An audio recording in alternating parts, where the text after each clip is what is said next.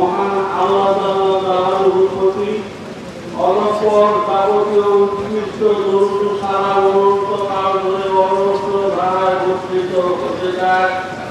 মহান মানব সর্দার সরওয়ারে কায়নাত তাজদার মদিনা শাফিউল মুকরমিন রহমাতুল্লাহি আলাইহি হযরত মুহাম্মদ মুস্তাফা আহমদ মুস্তাফা সাল্লাল্লাহু আলাইহি সাল্লামের প্রতি পূর্ববর্তী সমস্ত আম্বিয়া সাল্লামের প্রতি সাবিকরাম রাদিয়াল্লাহু তাআলা আনহুম আজমাইন তাবিঈন তাবিঈন মুস্তাহিদ ইমাম ওলি আল্লাহ বুজুর্গানে দ্বীন এবং আল্লাহ পাকের প্রতিয়া বান্দা ও বান্দি দুনিয়া ছেড়ে চলে গেছেন জিনাদের সকলের প্রতি খাস করে বিশেষ করে আমার নয়নের মনি কলজার টুকরা যুবহের জীবন হযরত মুহাম্মদ মামুন রশিদ বিরামপুরি রহমতুল্লাহ যিনি বিরামপুর জমিনের নিচে সাহিত্য আছেন জাতি হুজুর আম্মা হুজুর সব আল্লাহ পাকের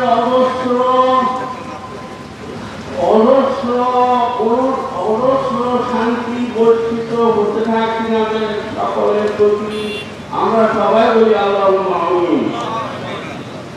সময় অত্যন্ত কম, তাই কথা বলার কোনো সুযোগ নাই, তবুও না করলে আমার মনের স্বস্তি ফিরে আসছে না।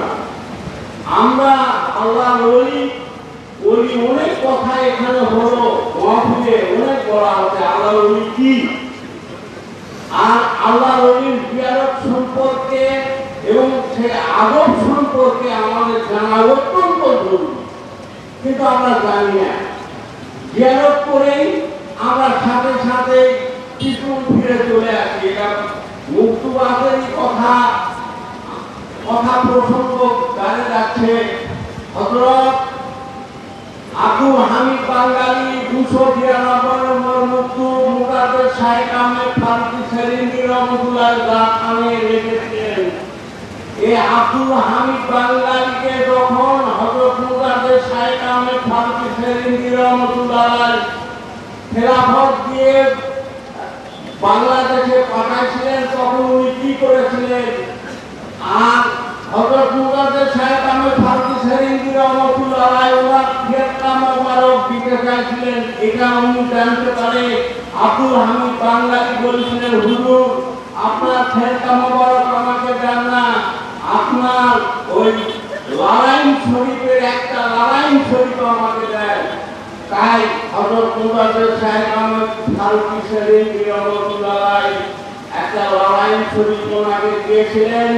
ওই লালাইন শরীফটা কি করেছিলেন, উনি মাথাতে রাখে এই রুমাল যে বাগে সেলিম শরীফ থাকে পিছন দিকে হেঁটে গেছেন, এবং যতদূর পর্যন্ত সেলিম শরীফ না দেখা গেছে ততদূর পর্যন্ত পিছনে হেঁটে গেছেন। আর সেলিম শরীফ যখন উনি দেখতে পারলেন, তারপরে পিছন ফিরে উনি ঢুকায় গেছেন। আদব খেদমত মহব্বত অনেক কথা 292 নম্বর মুক্তবাদ শরীফে মুকাদ্দাস শাইখ আহমেদ ফারুকী সেলিমি রহমাতুল্লাহ আব্দুল হামিদ বাঙালি সাহেবকে মুক্তখানা লেগেছিলেন। তার 18টা শর্ত আছে, যেটা আমাদের সেটা শরীফে স্পষ্টই আছে, আমরা করি না, দেখি না, বুঝি না। যাই হোক, আমি আমার কথা আর বাড়াতে চাচ্ছি না, কারণ আমাকে প্রাথমিক সময় দেওয়া হয়েছে। আমি গুণাগার পাপিতাপি মানুষ এবং অসুস্থ হয়ে পড়েছি। আপনারা দয়া করে আমার জন্য দোয়া করবেন, আল্লাহ পাক যেন আমাকে ক্ষমা করেন, মাফ করে দেন এবং সুস্থতা দান করেন। আমার স্ত্রীও খুব অসুস্থ, আমার পীর মুর্শিদ হযরত মুহাম্মদ মামুন রশিদ বিরামপুরি রহমতুল্লাহ যখন অসুস্থ হয়ে পড়তো, ওনার কাছে দোয়া করার সাথে সাথে সুস্থ হয়ে পড়ছে। আজ আমি সেভাবেই দোয়া আমার কাকা হুজুরের কাছেও অনুরোধ করেছিলাম দোয়া করার জন্য। বর্তমান তিনি বদ্রীনসীন হুজুর রোগের কাছেও আমি দোয়া পেয়েছি, আজও সে রোগ সত্যি আল্লাহ যেন আপনাদের সকলকে হেফাজত করেন, তার সাথে সাথে আমাকে এবং আমার স্ত্রী সহ আমার উত্তরকন্যা যারা আছেন সবাইকে যেন আল্লাহ হেফাজত করেন। আল্লাহুম্মা আমিন।